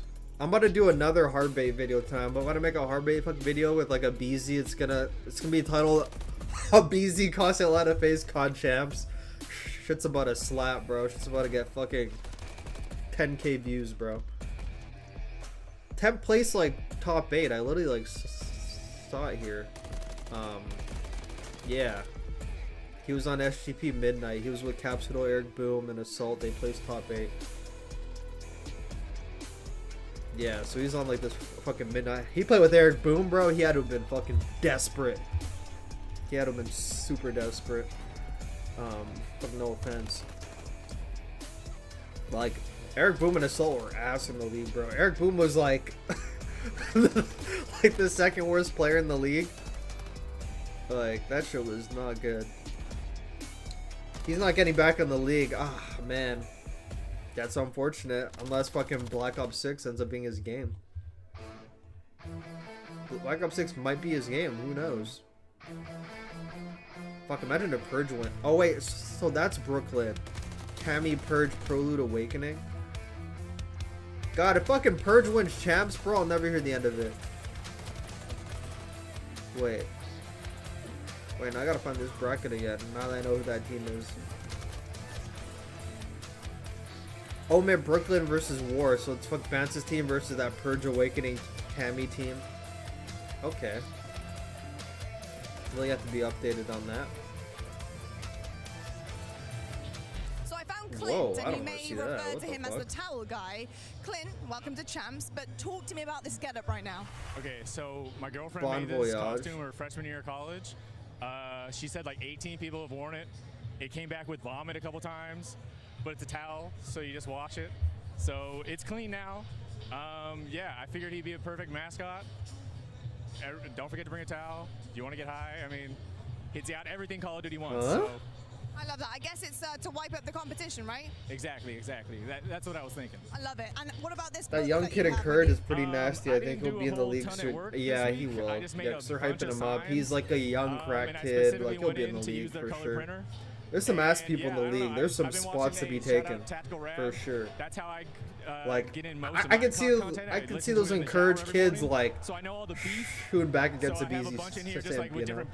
I think the thing a BZ and Simp have over those crack kids now is like experience now. But well, Clint, you clearly live, breathe COD. He's wearing a towel. What more do you guys want here at Champs 2024? Damn, his fucking girlfriend announced it, bro. That guy's putting more effort to not doing work than I've ever put into work. Great battles, we come up short. 101 to 100. That's fucking crazy. Was his name Clint too? Yeah, we really are a weird bunch, huh? Yeah, he had a special towel. But we are on a tech timer currently. We're going to have a little bit of time to chat with you guys while we wait to get ready to go. I'm not sure what the issue is exactly, but once I know more information, I'll let you know. Damn, that's tough. Did he say that was thrown up on multiple times? Yeah, I think I heard 13 He's like, no, I'm a real but bully. it's a towel, so you just wash it. I think he said something Top like best SDKDs, super. I don't look at There's a lot of information SDKDs. thrown at me. Yeah. That's a lot of hype Look at shit. the emotes though and how this is gone. I love that guy. Yeah. He's a freak. 2-2. Dan is a top 3 AR player in the world. That have stood out for Thieves. Interesting Look take. at some of the Team V team stats as we just again fill a little bit of Top time 3 and before not this 3. map 5. That's crazy. This is the map 5 metrics so far. You know, you've had really some ice on either side. You're 1 in 2. When it clicks, magic. Don't even put that on the same level. That is not the same level. Do not. Don't you dare. Don't you dare. Kenny Jones, Sip, BZ, and Jacob is the only 4 players called the history to make it the grand finals of champs 4 times. You learn from that. Just how much can you take from an 06? Oh shit. Yeah, I mean that's just really gonna be it. Kind of what adjustments are you making? 4 times, so that means honestly, he's a lot of the prep work 1 I in did 3. coming into it for LA Thieves, it was always if they wanted to cause upsets, I felt like they were a good enough search team. They just had to get it to the map 5. They weren't winning enough. Just like that, we're here. What do you know? You start working on your weakness and you start getting to a great spot. Same we said for a team like Subliners that's been making it around this last month or so. But for Thieves, this is incredible. I know. Just let the circle life happen, bro. That motherfucker's getting choked out. It's awesome just to see. You know, it's been an Don't save the reindeer, bro. It's over. World Championship roster, things ended up falling apart. Everyone goes everywhere else, and you start from the ground up. To get to this whatever. point is He's just a hater, insanity. bro. I mean, it's awesome. I'm so happy for them. He rapped this shit too, bro, and he was just fucking taking it. He's like, fuck it, I'm I don't care over. who wins this. I don't have a favorite team. I'm excited for some great matches. Nah, bro, that person's actually a saint for real. I want to see what the comments say on this. Considering the type of year it was, right? Yeah, no doubt about it. It's the opposite on the other I would side. intervene. Never interfere with nature. Tadalka Rounds that cannot be disturbed. They're 2 very different stories. Yeah, I mean their story is we want a ring. Yeah. Nothing else matters. We want a ring. We have been there multiple times. You don't play role. Got the silver this time. They want the ring, but they're gonna have to win a map 5 here, then win another series versus New York after. Saw the map 5 stats for the teams. The Mr. Map 5 right here. Everyone's like, you're part of nature. No, we're not, bro. Like, we don't put love in the forest, bro. Alright, map number 5. Let's get it. Let's watch this shit. How will it go this time around for Thieves? We in here. Looking to get their first round in this particular map and mode against Toronto Ultra, but it's map 5. Everything on the line. The team that wins continues on tonight to play Subliners. The team that loses probably cry a little bit and pack their bags. So far, just looking for it's not even his fucking cocky shit, it's his toxic shit. Like him going after like the girlfriend and shit. If I'm his teammate, I'm like, bro, stop with that shit. Yeah, I mean, direct everything at scrap. Don't bring his girlfriends into it. Like I don't ever want a teammate who's like fucking calling girls all you fucking slut or whatever. Unless like some random girl. If it's a random girl who isn't like a player's girlfriend, some random fucking hater. Whatever, buddy. But is that gonna work? Don't take that beef with players personal. Just keep it with the player. Call the player whatever you want. You dirty boy. 30 seconds left to go, and the plant is going in. They will get that through. Like the second you're fucking approaching a player's fucking girlfriend in the hallway, writing that one down. pulling her names and shit. Staying up is the nerd spots. Continue to flow this weekend. Strap trying to move and groove, but it's not going to happen. It will get traded out pretty quickly. Pop the smoke. 3 we go. Envoy in the smoke, trying to give it a one-way for information. Phoenix able to get the one in that moment, though, so you're into a 3v2, 20 seconds to go. Retake struggles right now for Thieves. Yeah, how good was Clinics in map 2? Can he do that again? You just have to hop the defuse here soon, and well, there we go, 3 in the round. Yeah, he played great, but there's like that way too toxic shit. A lot in 2. Like that toxic, now even more in 2 shit, and across the S&Ds, but man, 3-0 start for him. Does over 400 damage in that round. Terrific stuff. And they just look so comfortable in these 4-on-4s, right? Through top, middle, through all this chaos. They thrive in it. We saw it versus Thieves. We've seen it now versus FaZe. Again, here where Thieves are like, all right, we'll just play the retakes. You're hoping maybe Joe hits that, wall bang to find some info, connect with a nade. But through the 4-on-4, they're able to win it. Exactly. I mean, on offense, round 1, it's just this like dance of trying to get the defense to use their utility, right? Trying to find that great time to get a plant down. They're able to do that. Kleenex right back to work, but then Ghosty and Joe deceives. Step up the bat. Scrap, who's been Mr. Map 5 for them, is looking for an opening. He gets some information, though, as he pushes forward. He's where they wrap towards A. But he's in a very good spot here. A nasty, he's kind of checking both angles to find some info. Play your so that might be the trades. same here. And it is. Nice. Yeah, that is Scrap's head just I'm surprised he didn't try to pull an Scrap after they lost. 1 versus 3. It's looking very good for your first round win. Look how Iggs did Nate shot after they beat him in Black Ops 2. Against this Ultra team, there it is. Bro, that would have been insane if you started push up on stage and shit, bro. The place would have lit up, bro. This search and destroy, you had to prep for this. I think now since we're in a professional league, there would have been consequences, whatever. Back then, yeah, I'm do pretty a sure good job. I mean, you obviously the first blood on Kleenex or words. through Kleenex, but then you. But in this day and age, in a league, there would have been fucking they're able to fines find or those some kills, shit. and I think Scrap he kind of Oh hesitated. man, I fuck definitely would have pushed him, but they were it's worried like maybe there was a rapper. you really got pissed on. You pushed him like, ah, you're fucking mad, But bro. if he does, if he takes that risk, there's a chance. Like, you know, it's like that. It's like we got in. you That's what I really was have doing. Yes, no, absolutely no that's what I was reason like, like to actually literally push him. ready to Like, call, you but just got fucking body kind of slammed the and broke opposite of what we down. were thinking. And it ends up being a round win there for Thieves. Phoenix providing everything right now for the 5, for Ultra. You exhaust some of this utility, aren't able to connect, maybe backing up the players on that B side. Scrap moving up for info here on bridge. There's Joe again. Continues to check to see if they're on the bomb. Just once he sees if they're on it, they're probably going to toss nades. It's really relying on him for the info. And now Envoy, I mean, props to him. I'd be doing the same thing, but goes for the stretch. So the nades will not be there in time. Now LADs will have to retake. That's been their plan of attack. Yeah, Envoy Hate just retaking, bro. I literally kind hate of threading it. the needle to get it down. Oh man, tough timing. Oh, that's, oh God, I thought you were shooting at him. Yeah, so did I for a second. I'm like, hello? But yeah, trophy out, and now we go on forward. Just right on the other side of the smoke. Crip somehow able to win it. Envoy gets first bullet, but he's able to take him out. Now Ghosty with another. Time dwindling, 20 seconds to go. Kleenex, he's gonna pop up. Can he be the playmaker yet again? Bob, wiggle and move. He gets the information on Bob, but nobody there. Nobody Good left. job, Thieves. Thieves back-to-back That true rounds. just hit the regain.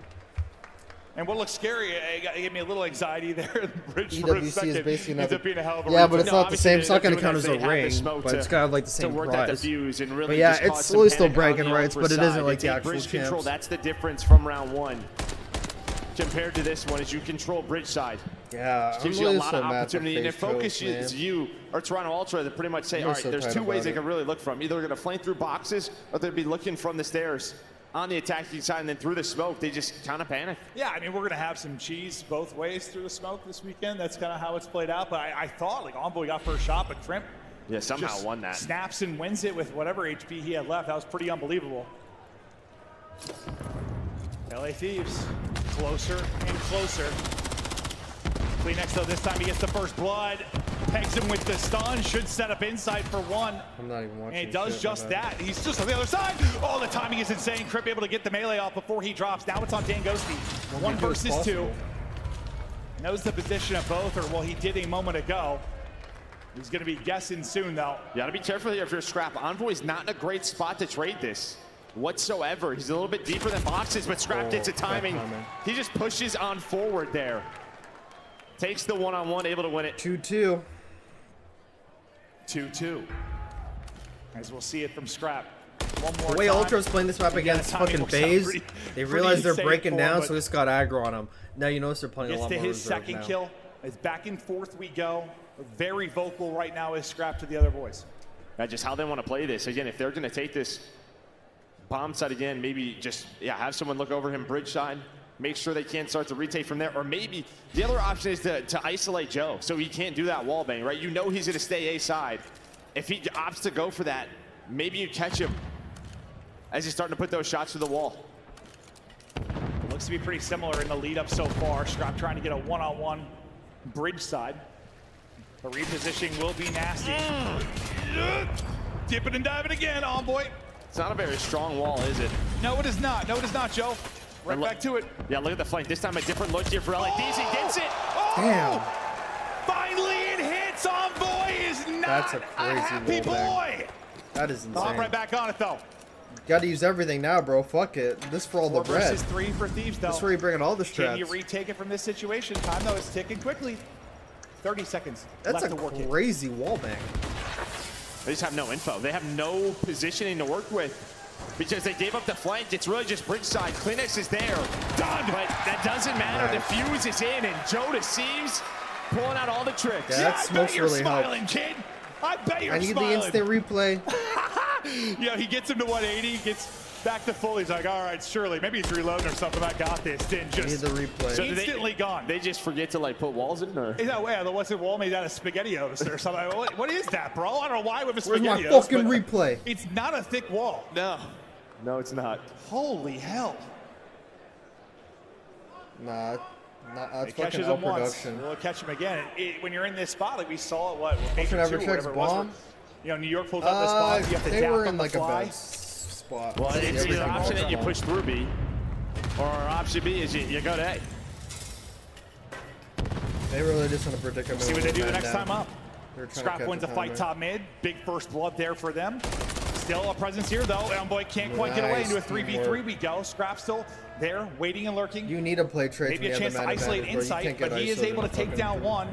And looks safe for now. The troops down coming across to help out. I'd be instilling that to my team. The second we have a man up, Nasty bro. and Joe deceives.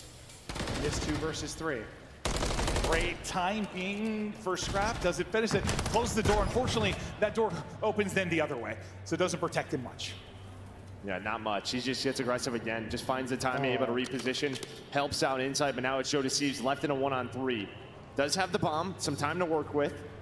Able to spot Kleenex, hoping to find that kill. Inside is up next. He doesn't want to get caught by himself. And buys enough time, you would think, for a trade. Scrap's like, I'm fighting this, so you better get here. Back to full HP. Oh. Joe Deceives is shooting. I don't care if it's through walls, through heads, through whatever region of the body. The guy's a demon right now. I wasn't lying, no. I told you Scrap was going to fight it. He does not care. So Inside had to reposition, and luckily he did. Joe almost pulls it off. Dude, that would have been sick. That would have been You insane. called it perfectly. He's going to fight it. Yeah, He's sure gonna. is. I'm squaring up, dude. He's been. I don't know. Just evaporated his shit. Thankfully, Insight's there. But he got deleted. Woo! All right, so now's the big question mark. How do you work this if you are Toronto Ultra? Because even last round, they actually had 2 players to look over Joe towards the A site. And they're going to do it again. Yeah, until they deal with it, they sure are. Trying for a different spot. Trying for a different spot. Oh, no! Bro, he got him like dead, bro. Chuckleberry Finn, I think you're having a great time. Nasty able to get another 4 versus 2. I'd be tight. I can't believe they tried it again.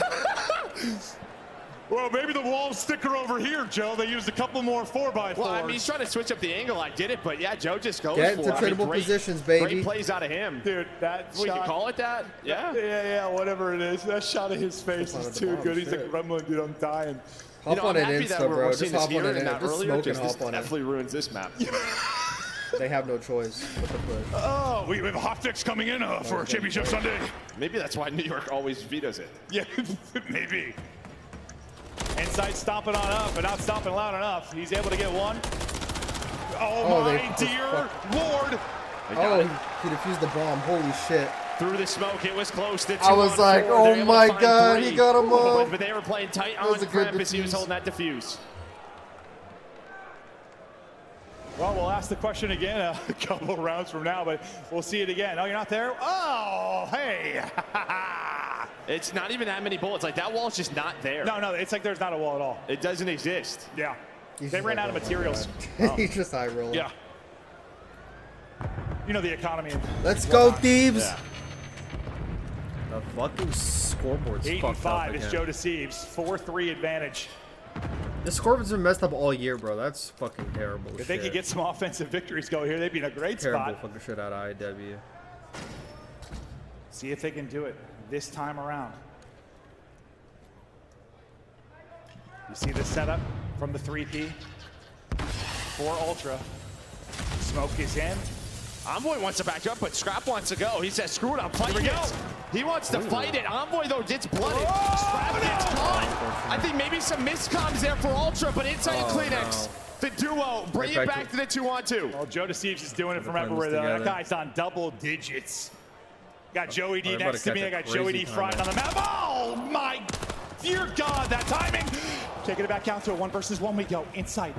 Scrap, he's on 5 straight as well. He's making so much noise, though. Bomb is down.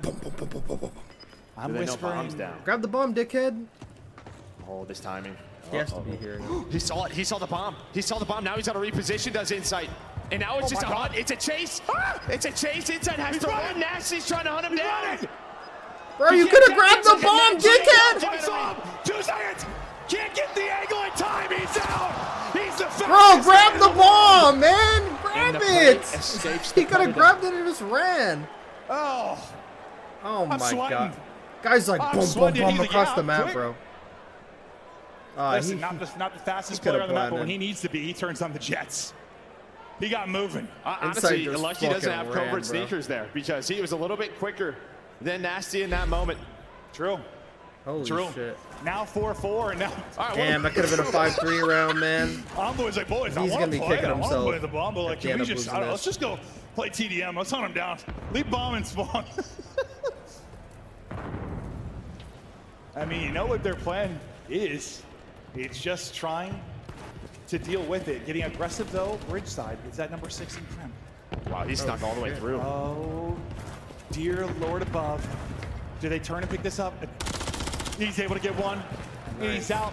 But on the other side, they work through the middle of the map. Look at this. They isolate Joe. And Nasty on the other side of the map, so Kremp is all by his lonesome. He's trying to get to Ghosty. Ghosty hanging on 2 versus 2. Good spot. Great spot. Oh, knock, knock. Yo, help your teammate, bro. Right outside. Help your teammate. Will you go on back alley and camp with him, for bro? a moment. Working up from boxes Envoy. That's going to be the smoke deployed. Ghosty hears it. They're holding it. Can he get one? He's able to get one now. Another one versus one. Kremp. This is for the bread, bro. This is for the actual bread. Starts to wrap it out. And he's going to be stomping. Not anymore. He's not. Daddy up. Info in. Can he get the nade? The nade pegs him, but it flies by him. Now he's at 85 HP and he's stressed, but he's still got to get the plane on the other side of it. He got it. Dude. He gets on. Kremp's got to reload, so we're going to have a full reset here. Wow, how did Envoy not die to that nade? What the fuck? Yeah, he drills him. He actually should have won that, though. The 1 versus 1 continues. Envoy did a great job getting out of that. Envoy, of course, he has had the roughest of maps, no fault of his own. Hearts but are now a chance right to now. clutch in the biggest moment. Hearts are fucking beating. Pressure on Kremp to work this. Time's dwindling. 20 seconds. Here we go. Spot is in. Smoke is out. Kremp's got to go. Envoy holds. Envoy wins it. And now he's involved. Oh. And Kremp has been so good with the smokes on the retakes. He's hoping he pushes on through. Bro, this is last bullet, by the way. Oh, defuse it right in front of that Last bullet. He only had 14 in the the clip. Second I saw him in just able to settle it down and find the kill. 1 round away is Ultra from being in the top 3. One of the longer 1v1s. I'm curious if he defused it, the fucking fans would have been like, I got no idea. Did he kick it away? I swear the fans are fucking so gay, bro. They can't fucking... Like, fans can't just athleticism there out of Envoy. It's 3 straight for him after it's getting plucked through the wall over and over again. But the mid-game adjustments, everything right now, terrific in that round from Ultra. Yeah, 100%. They heard that. They heard that. Inside heard the. Whoa! He's like, oh fuck! He's in his corner. Nobody checks this. Well, at least Easy doesn't. That much I'm so sure cheesy. Please, like. Why is not everyone using fucking dead silence? Oh, he looks one way. Envoy's on the other. The magic man continues. Envoy gets 2. Scrap gets another. It's all on Nasty 1v3.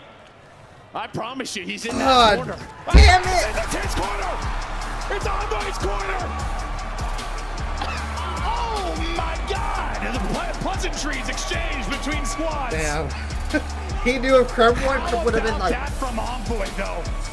You got to deal with Joda Siege and that smile and those wall bangs. Oh, he doesn't. And then you end it like that. You're 1 in 6 and you end it like that. Yeah, you win the 1-on-1, then He gets a 6 and 7, brother. There was 2 rounds in there that were just, oh my god, man, they should have won. That's true. That's true. But yeah, you know how that 1v1, bro, he should have won. You're like, oh, okay. Dope. Once he naded him on the bomb, great stuff out of Joda Siege, he should have like got off the head glitch, like pushed just to the to limits. prepare for like that knee slide. And now they have it again with subliners. 3 teams remain. Well, I'm not gonna fucking fault anyone under that pressure. You know, you're trying so hard not to die. Listen, props to Ultra on the victory. That was an insane one, but what a run from this young Thieves team. Kind of wagged. A turbulent year, a rebuild. And then I ran with Nasty. Plant the bomb, brother. He's running away. You can hear him. Boom, boom, boom, boom, boom, boom, boom. Give him their props. Like, you already win the round. You can literally just fucking sound horn. And you could just tell they're getting better and better, just like a matter of fact. Trophies and shit. We had like one more event before champs, right? It just feels like they are right there about to blossom. But a couple of team changes, it just took a little bit too long to get this force solidified. Started to get better and better. Push the top 4 all the way to the limit. You finish in 4th. But a hell of a chance for that young team. Woo. One more bloody game. That was awesome. Awesome series. Just some crazy plays from both sides, some incredible moments. Keep your head up if you're the Thieves. Good job, LA Thieves. You guys tried. Top 4 is very typical. No one expected it. He got scrapped yappity after that one. They played so good, man. They played so good. And they may be defeated, rounds, you got man. some young studs on that squad. Ultra got lucky as fuck, bro. Ultra sucks, bro. No bullshit, they suck. At least for now, the job is not done, Joe. More work to do. Yeah, they got another series tonight versus Subliners. It's going to be a very tough matchup. Up next. Obviously, both of those teams trying to get back to the finals. New York want to go back-to-back. And Ultra just want to get to another Sunday to try to win their first ring for their organization. I think Ultra gets fucking ball by NWSL. And if NWSL has a whole fucking day to prepare for Optic, I don't know, man. It's not like it's incredible, but the fact you're 1-6 and you got to be so frustrated. He reels about to be in that fucking office, bro. Just fucking. The fact that you're able to get it back to that, just truly terrific stuff. Joe Deceives, I mean, he has a hell of a map despite those. I mean, he gets 2 of those kills, but he puts up 8 more. I mean, he was terrific. Just not enough gas in the tank on this run. You know, just spamming a reminder of how this one broke down. Not the way Ultra normally do it. Right when they no, 2-3-5. No, it is not. No, it is not. They don't have a lot of 2-3-5 wins on the year. That is for sure. That boy grinding. This weekend, this he stayed just teed up, bro. He's ready to go. All the fans, this has been incredible. This has been. Hold on, let me get in the lobby. I'm like, you know, just spamming double XP in Warzone or whatever, and I was like level 200. It was like right when they reset the ranks, or a little bit after, and he was level like 640. Oh shit! that boy grinding. Yeah, I'm like, what the fuck? He stays just teed up, bro. He's ready to go. You know what time it is. It's the Monster Energy Row, and this lucky row have they one got a of those t-shirt and swag bags from Monster. Yeah, absolutely cool, incredible stuff in all of these. We got a t-shirt, right. beanie, 2 stickers for all these lucky fans here who are really enjoying all of the action. Make sure you're That must be so nice. Just get up to play a best of 9. It should be a like best of 11. I feel. We love having Monster I feel on the board. champ final one it game on the day should be a best of 11. Still to come, but just before run we through get every to that map, bro. Toronto Ultra versus It should New be York at every Subliners fucking map, rematch, best of whatever, best of 13, whatever. Thieves, Just run it all, bro. Let's see who's the best in the world. So playing tough every all the way single up map. to this game 5. That shit would Let's go take a hard. look at some of the best I moments can watch in Alley Cat. one game, Walk fucking me 13 through maps. this. I can What watch was that. the decision making? What was the deciding factor here between Toronto Ultra and LA Thieves? I mean, it was so back and forth. I feel like everybody on both sides had a really good series, but for me in that game 5, it was ongoing, kind of the bounce back in the later half of those rounds. Just the 1v1 he was able to win versus Kremp, and the adversity they had to face with the new wall being shown from Joey D. Like for Toronto Ultra to stay calm during that, best of and still be 13. able to close this map. That's not bad. Extremely impressive. Best of 13 playing every map. First team to 7. Career-defining tournament. I think his stock went to the moon here. I think a lot of these guys on Thieves really had a tournament that showed why they're the rising First team to superstars, 7. the That next works. crop of new generation of COD One players. game on the day, play all maps. Or play like a best of 11, and the team gets the veto for 2 maps, get 2 maps out. But they didn't decide Like, to and do that's your anything about advantage it come until from the fucking very winners. You just last fucking veto your attacking fucking round 2 when they worst then maps, and that's decided it. to try and catch Joe during the wall bang to get that kill and get some pressure on the map. And that ended up being like the biggest deciding factor for this game 5. Wait, yeah, you know, I feel only like 2 in maps this won't be game played 5, it just tomorrow? came down to the 1v1s, like inches. I mean, you're talking it's about a best of 9, 1v1 so versus that's Insight where he's got 4 the lightweight, maps he gets won't be away from played. him like he was a centimeter away from catching him, and then that They should just play all 13, honestly. He had had him. He had the nade. Hit him with go it. through everything. He was so weak and play their worst unfortunately loses control. that round as he runs out of dead silence. Yeah, for that LAD much should money, hold their bro. heads high. I'm like, get me a best Joe of 13, said, it bro. was Yeah, a rebuild all the year, time and they in the got all world. the way to top 4, turning their whole season around. Joe Deceives in his first ever champs. What a performance for the I'm young very man. high They on are going fucking to exit Joseph in Deceive, fourth. bro. Tobias, On our Joseph man of Deceive, the I'm very match, high is on him. powering forward into the top 3 once But yeah, but they again. could have definitely. And Toby dropping 101 kills. Yeah, at but they definitely could have played 1.16. every single map tomorrow. Like, I don't know. The format's fucking ass. I like the format now of having just one match on Champs Sunday. That way, if you come from losers, you're not too tired or whatever. Both teams have the whole night to prepare for the championship game. It's like Champions League final, you know? Teams have a day to prepare. I mean, Champions League final is different. They have like fucking 2 weeks. But yeah, it's like any sport where you only have a whole day to prepare for one match. If you're having people show up for one match, you play all the maps. It's like fucking 2-3 hours at the most, you know, and you're done. They were fourth if you talk about S&D. But We might see Subbase tomorrow. I feel like NYSL, they have one veto. Do they have one veto? I don't know what it is. If NYSL has one veto, they're probably gonna fucking veto that map.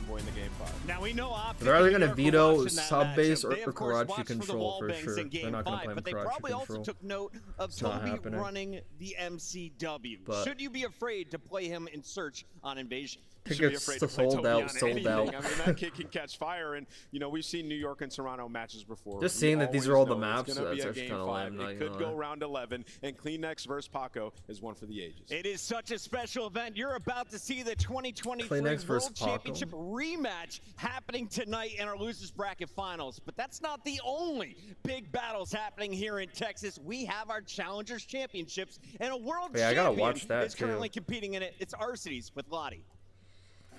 Ooh, Arcides, baby. Wow. Oh, this guy's so Game awkward in five coming off the back interviews. of a win Hold here on, against we gotta FaZe watch Black this. Law Gaming. We are just getting up here in That challenges. 04 I video need has you like to fill 370 me in. views So now. what's been Nice. going on? Shit. How difficult was it to get that dub? How difficult? I mean, we're amateurs. They all suck. I mean, I'm an amateur. I suck. They're amateurs. They suck. Okay. Okay, First bro. and foremost, Come you're on, bro. definitely not an Be amateur. serious. I know that for sure. How has it been in challenges? Obviously, it's really difficult. FaZe Black, one of the favorites. You know, how did you prepare for that? Favorites.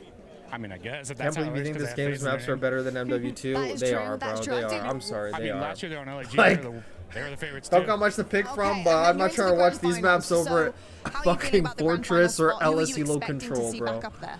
Again, we're all amateurs. Does not matter. I'm used to shooting against Sim and a BZ, Scrab. So all this is just like, I just shoot my gun now. All right, so it's going to be pretty easy from here on out. No, it's Call of Duty's never easy. It's day to day, but like, if we're all on the same page and I'm doing me, they're doing them, we're just gonna do what we do. Love to hear it. So Law Gaming fans can put their faith into you. Arcides, thank you so much. Congratulations and best of luck. Thank you. Arcee's so Lord awkward Gaming has sometimes. picked up some phenomenal players throughout the The year. Adam and Maps you can kids see let's say they are this the game, first bro, team without locked into the Rio Challengers Finals. or We'll see who Vista, they will go up against. Star, We this still have fucking that game Losers would be Bracket ace. Finals to come. I think Hey, we're still Clay, watching fucking this is a Terminal. huge That tournament shit for would our be Challengers fucking players. not good. If you get top 4, you're playing at EWC in the $1.8 million. It's like the Challenger kids get their own champs. Yeah. And I've been talking to Arcides a lot, and I played in Challengers myself, being a 3-time world champion. He's going through similar things as me, where he's finding the love for the game again. He has that fire back, and he's just enjoying playing Call of Duty again. I love to see him make it to the finals. And there's a Treyarch title coming up. Black Ops 6 is just around the corner, and we've got beta codes for those who have been watching. Catch the finals tomorrow, and you have a chance to earn one of 50,000 Black Ops 6 beta codes. Nameless, you and I are going to be grinding this one. Allie, are you playing AR or SMG next year? Oh man, I don't know if it's anything She's like an Black AR, Ops bro. 4. Maybe there'll She's be a a post third up. 3-gun meta again, and I can pull out like a similar Maddox. Make sure you scan that QR code on your screen and get yourself a beta code. Big shout out to all the Challengers players here in Texas, but we turn our attention back to the Jake Paul's championship fucking Wayne bracket ending in here another at the fight, I'm not CDL. surprised. Optic Texas taking out Subliners in a game 5 means that we will see the Subliners versus Toronto Ultra playing for a spot in the championship tomorrow. And Toronto Ultra, they have caught fire. You know, when you're coming off of a win and you have that steam and that energy, you want to roll right into that next match as fast as possible. And for Toronto, it's been a struggle against New York on land. New York beat them at Major 2 and Major 4 3-0 handedly. Online, Toronto have dominated it. So they need to bring that online energy into this matchup. We're headed to a break, but get your autographs from Maven and Merc before you leave the venue. We will see you all on the other side of this for the Losers Bracket Finals. Loser bracket finals, bro. NYSL Ultra, last game of the day. I'm gonna have to watch another Invasion Control, man. It's awesome. Gonna have to watch one more. Gonna have to muster up the strength to watch one more Invasion Control for the day. First time on land this year, Omit versus Come on, boys. Come on, boys. Call of Duty League Championship Weekend is presented by Corduroy, the only beanbag in the world with a bed inside. Call of Duty League Championship Weekend is brought to you by Wingstop, the official wing per second. Scuff and Optic have teamed up once again, this time for a limited edition Prism Mystery Box with an exclusive design in 5 different colors. Grab yours today at scuffgaming.com/optic-prism, and you could be one of the lucky few to unbox the gold controller. Scrap $100, I don't want to see that, bro.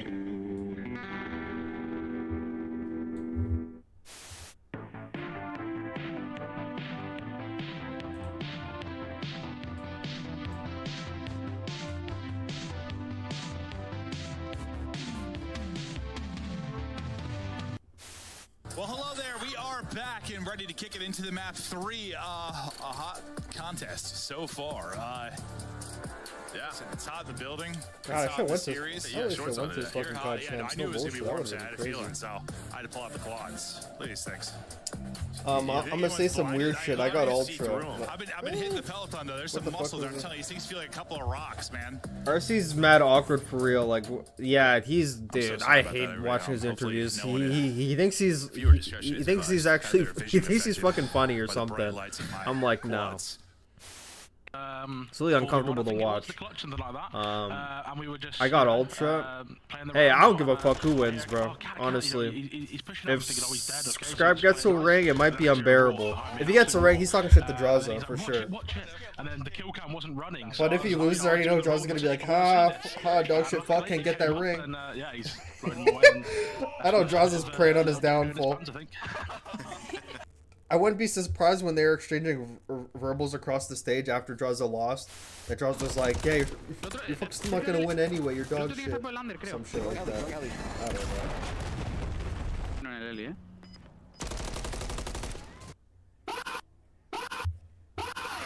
What the fuck? This guy's preying on his downfall for sure. Oh. Calm down, dude. I said like wait for that. I know what you meant. I know what you. Oh, that's I have the door push. Wait, stay alive. I have the door. Use your 2 front door. Why is this shit like?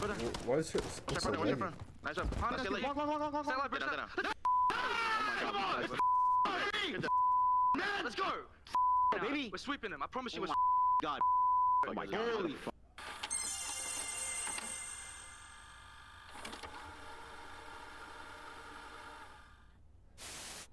Yeah,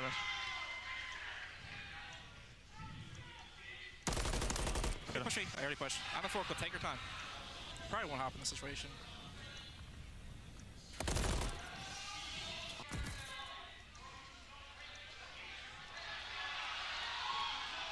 Let's Come on. I think you have to. See that, dude? I couldn't see it either, but I thought you might have my cross Still there. crying. Hold on. That's 2 weak. Get killed. There's two. We can refill your secret in a second. She's one more back door. I know your secret. Secret. Back door. Holy Eric.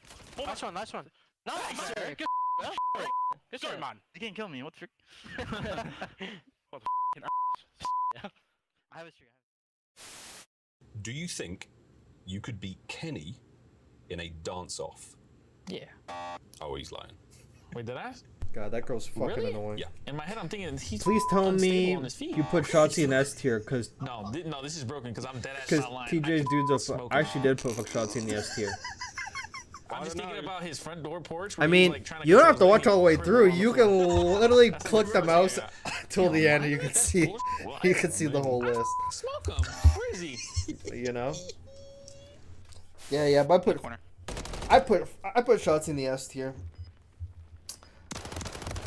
By the end of the year, I fucking felt he deserved it, but I had a long argument with someone about selling him in the S tier. Because I put some in the S tier, you could argue for him an A. I would not even be mad if he was an A. I'm thinking I should move him to A. But he was like, DRAZAH's doing way better than him. DRAZAH had more engagement. I'm like, bro, they're playing different roles, baby. Stellium's S tier, his role.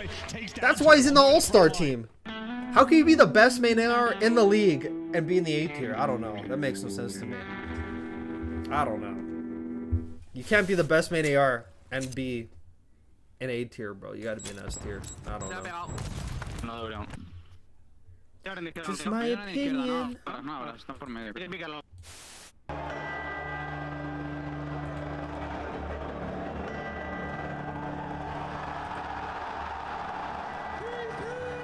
Oh yeah, The Undertaker. Crim 6.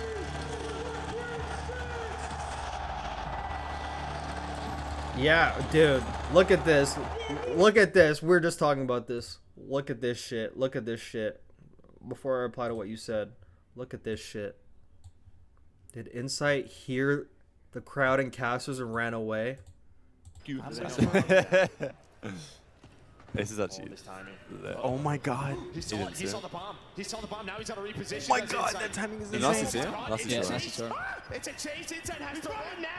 Oh my god, what is happening? 5 seconds. He got the wrong way. Oh my god. Oh my god. Yeah, I do it for him because why else would he fucking run? He saw the bomb. He saw the bomb. Now he's got to reposition. Oh my god, that timing is insane. It's a chase. Inside has to run. Oh my god. Bro, there had to have been some cheese there, because like, who's gonna just run to the back of the map like that? You don't run that way without hearing something. And either he heard something or his teammates heard something and they fucking told him, because like, yeah. Because like in a 1v1, you're not gonna run through that to the back. You're not doing that. Yeah. I didn't want to. DRAZAH might actually be S tier for sure. I want him to put him in there, but he had a lot of bad maps too, but he's fucking such a good player, bro. That's why I put him at the top of A. At the tippy top of A. Yeah, he was carrying them a lot of games this year for sure. There was an argument for it, man. It could have been a 6-player S tier for sure. And the fact that he came into this phase lineup, and this like the first time in years where we're saying do not drop the new guy you just picked up off a phase. Usually it'd be like, yeah, let's get rid of Slasher. Yeah, they're gonna get rid of RCDs and get rid of fucking whoever the fuck the other guy was. Slasher's RCD, whatever. Yeah, but he's like the first guy everyone's like, no, keep him, bro. If it wasn't Simp, it was him. Yeah.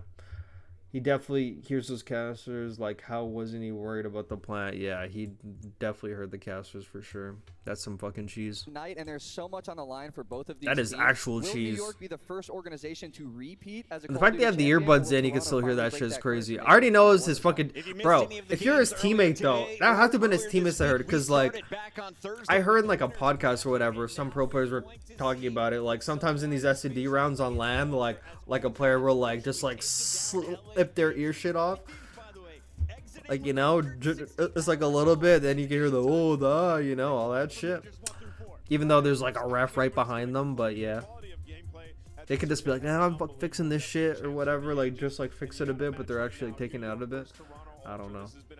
We saw it last year at Champs, as Chris and Clay just mentioned, and I'm excited to see if they can go the distance here. It's the Major 1 champions, Toronto Ultra, taking on the Major 4 champions, New York. So I heard. I cannot confirm. I can't confirm any words. I can't confirm any words because there is a person right behind them. But we have seen some referees in the past doing fucking dishes while the game's going on. So maybe some of these refs are blacked out on stage. I don't know. Those soundproof boots those were the best. They literally should have had it. versus Toronto Ultra. Skies had over 2+ minutes in the map number 1, and Sib was double positive. Let's take a look at the entire New York squad, because as good as Sib and Skies are, Hydra may be the most explosive player in the venue. He had over 220 kills coming into his third match against Optic, but he slowed down in that series. They figured a way. And I actually thought this hilarious too, how like DRAZAH even looks nervous. I don't know. He looks nervous. He fucking sees like Scrap walking like Scrap's literally walking like he doesn't give a fuck, bro. Like he doesn't give a fuck. Yeah, but those fucking soundproof booths, like they need them, especially at an Optic event. You need them because now NYSL when they play S&D and there's like a round, you already know like the Optic fans are gonna fucking cheese it for sure. They don't give a fuck. They should make a rule, like, if the Optic fans do that shit, like, they forfeit the map or some shit, you know? They should do that. And then I guarantee everyone will shut the fuck up.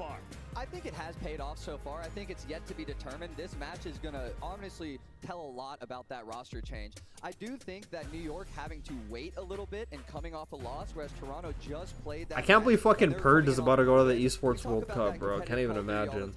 Guy's about to get fried. That team's about to get fried.